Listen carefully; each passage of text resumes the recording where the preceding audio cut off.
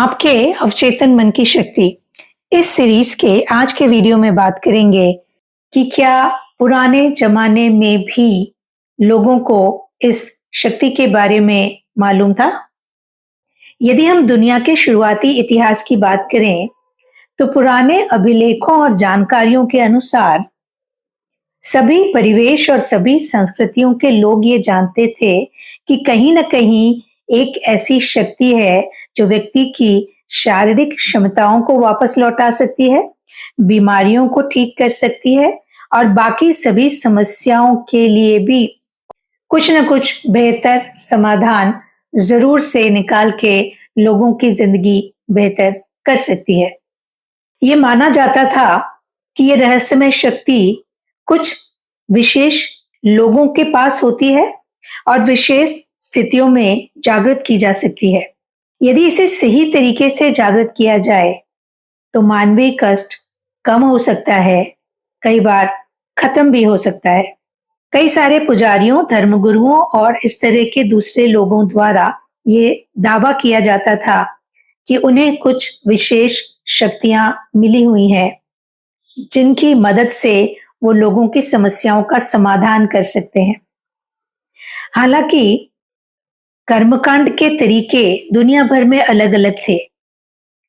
कहीं पर अलग अलग तरह से धार्मिक अनुष्ठान किए जाते थे, कहीं मंत्रों का प्रयोग किया जाता था, कहीं ताबीज पहनाए जाते थे, मालाएं दी जाती थी, अंगूठियों, स्मृति चिन्हों और तस्वीरों का प्रयोग किया जाता था।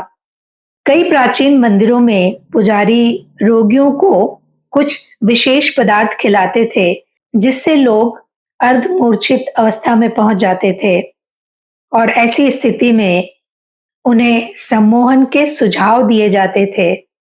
उन्हें आश्वासन दिया जाता था कि उन्हें नींद में ईश्वरीय शक्ति का एहसास होगा और उसी समय उनकी समस्या का समाधान हो जाएगा या उनके रोग का उपचार हो जाएगा।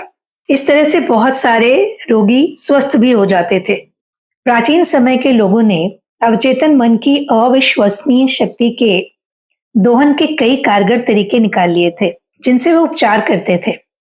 वो सारे तरीके कारगर थे, लेकिन वो ये नहीं जानते थे कि ये तरीके क्यों कारगर थे। चाहे किसी तरह का अनुष्ठान हो, ताबीज हो, माला हो, मंत्र हो, ये लोगों की कल्पना पर गहरा असर डालते थे और इनके कारण लोगों का अवचेतन मन उपचार करने वाले गुरु, पुजारी या उपचारक के सुझावों को आसानी से स्वीकार कर लेता था और जैसे ही वो उन्हें स्वीकार करता था, समस्याओं के समाधान और रोगों का निदान होना शुरू हो जाता था। हर देश में ऐसे धार्मिक स्थान हैं जहां रोगियों का इलाज किया जाता है। कुछ तो दुनिया भर में मशहूर भी हैं।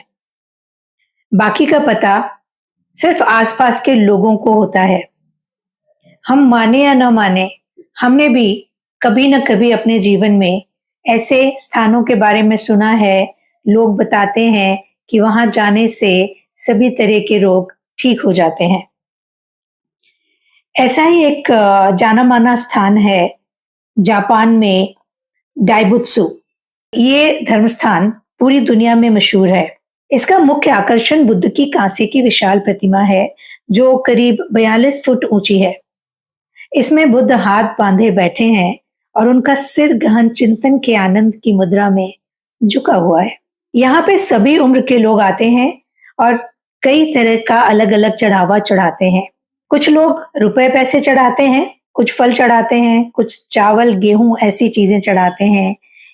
कुछ लोग मोमबत्तियां जलाते हैं, अगरबत्तियां जलाते हैं और अपनी मन की इच्छा पूरी करने के लिए मन्नत मांगते हैं। कुछ लोग धन्यवाद देने भी आते हैं जिनकी मनोकामनाएं पूरी हो जाती हैं। किसी की आवाज वापस आ जाती है तो वो धन्यवाद देने आता है। किसी का आर्थिक संकट दूर हो जाता है तो वो धन्यवाद देने आता है। किसी का कोई और रोग ठीक हो जाता है या किसी और समस्या का समाधान हो जाता है तो वो भी धन्यवाद देने आता है। और वो सब अपनी अपनी श्रद्धा के अनुसार जो कुछ भी बनता है वो धार्मिक स्थल पर चढ़ाते हैं। उनके मन में आस्था होती है कि ऐसी जगह जाने से उनकी समस्या का समाधान हो जाएगा। चाहे उसका जरिया अनुष्ठान हो, उपवास हो, परिणाम सिर्फ ये होता है कि वो जो विश्वास से बंधा हुआ विचार होता है कि अब मैं ठीक हो जाऊंगा या अब मेरी समस्या का समाधान हो जाएगा, वो विचार अवचेतन मन तक जाता है, अवचेतन उसे स्वीकार करता है और उसके अनुसार उस व्यक्ति की जिंदगी में परिवर्तन होना शुरू हो जाता है। कई सारे समूह अलग-अलग तरह से उपचार करते हैं। उनके अपने सिद्धांत होते हैं, अपनी गतिविधियां होती हैं और अपने तरीके होते हैं। सभी दावा करते हैं कि उनके तरीकों से लोग रोग मुक्त हो जाते हैं, समस्याओं के समाधान मिल जाते हैं। लेकिन यदि हम आधार की बात करें तो इन सब का आधार एक ही है कि समस्या का समाधान अवचेतन मन के द्वारा किया जाता है। यदि हम फ्रेंच एंटन मेस्मर की बात करें, जो कि 1934 से 1815 तक इस दुनिया में रहे, ये एक ऑस्ट्रियन चिकित्सक थे, पेरिस में इलाज करते थे। ये किसी भी रोगी के शरीर पर चुंबक लगाकर उसे चमत्कारी तरीके से ठीक कर देते थे। उन्होंने कई बार कांच का इस्तेमाल किया और कई दूसरी धातुओं के टुकड़ों से भी इलाज करके दिखाया। बाद में उन्होंने इन सभी वस्तुओं का प्रयोग छोड़ दिया और रोगी के शरीर पर हाथ लगाकर इलाज करने लगे। उनका ये सिद्धांत था कि उपचारक के हाथ से रहस्यमयी चुंबकीय ऊर्जा प्रवाहित होती है, जो रोगी के शरीर में पहुंच जाती है और वहां पहुंचकर रोग को ठीक कर देती है। मेस्मर ने उपचार के इस तरीके को मेस्मरिज्म नाम दिया। आज हम इसे सम्मोहन के नाम से जानते हैं। मेस्मर की सफलता से जलने वाले दूसरे लोगों का दावा था कि सिर्फ सुझाव देकर ही उन्होंने सभी उपचार किए हैं, लेकिन जब बार बार पूछा गया तो डॉक्टरों को ये मानना पड़ा कि वो ये बिल्कुल नहीं जानते कि सुझाव की शक्ति से इतने अद्भुत परिणाम कैसे मिले। ये सभी अलग अलग तरह के समूह, चाहे वो मनोविश्लेषक हों, मनोवैज्ञानिक हों, ऑस्टियोपैथ हों, कायरोप्रैक्टर्स हों या अलग अलग धार्मिक समूहों के लोग हों, ये सब एक ही शाश्वत सिद्धांत का प्रयोग कर रहे होते हैं जो अवचेतन मन में मौजूद है। ये अलग बात है कि हर व्यक्ति या समूह ये दावा कर सकता है कि उपचार उनके सिद्धांत के कारण हुआ, लेकिन सारे तरीकों का आधार एक ही है। सभी प्रकार की उपचार की प्रक्रिया एक निश्चित सकारात्मक मानसिक नजरिया है, एक अंदरूनी नजरिया या सोचने का तरीका, जिसे विश्वास कह सकते हैं, जिसे उम्मीद कह सकते हैं, जो अवचेतन मन को सशक्त सुझाव देती है और इसी से उपचारक शक्ति एक्टिवेट होती है और अपना असर दिखाती है। क्या आप पैरासेल्सस के बारे में जानते हैं, जो कि 1493 से 1541 तक इस दुनिया में रहे? ये एक मशहूर स्विस अल्केमिस्ट और चिकित्सक थे। वो अपने जमाने में काफी मशहूर थे।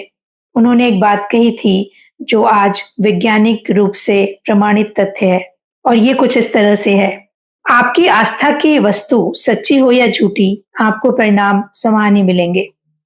यदि आप किसी गुरु को बहुत मानते हैं, उनकी आराधना करते हैं, तो आप यदि गुरु के न होने की स्थिति में उनकी प्रतिमा की आराधना भी करते हैं, तो आपको वही परिणाम मिलेंगे जो आप उनकी आराधना करने से प्राप्त करते।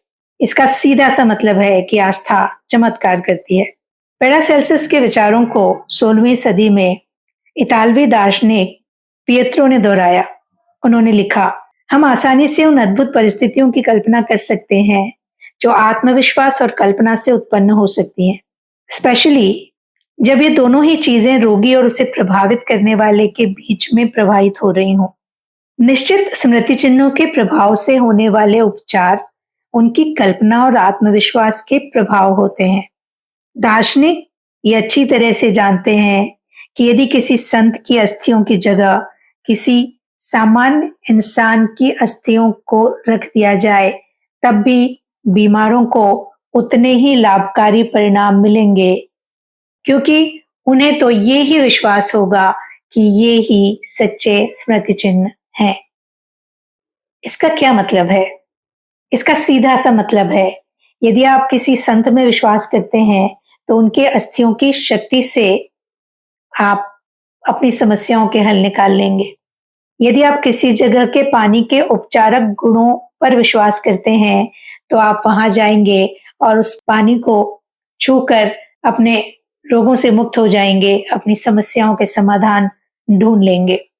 इसी तरह यदि आप किसी लकड़ी के टुकड़े के चमत्कारी परिणामों में यकीन करते हैं, यदि आप किसी पत्थर के चमत्कारी परिणामों में यकीन करते हैं, या आप किसी और तरह के कर्मकांड के परिणामों में यकीन करते हैं, तो उससे आपके जीवन में परिवर्तन आ सकता है, आपका स्वास्थ्य अच्छा हो सकता है, आपकी दूसरी समस्याएं भी ठीक हो सकती हैं। क्योंकि पत्थर हो, लकड़ी का टुकड़ा हो, पानी हो, संत की अस्थियां हो या कुछ भी, ये सब अलग-अलग जरिया हो सकते हैं, लेकिन इन सब का आधार वाक्य एक ही है कि जो विचार चेतन मन मजबूती से अपने अंदर बिठा लेता है, वो अवचेतन को मान्य होता है, अवचेतन उसे स्वीकार करता है और उसके अनुरूप परिणाम देने के लिए तैयारी कर देता है।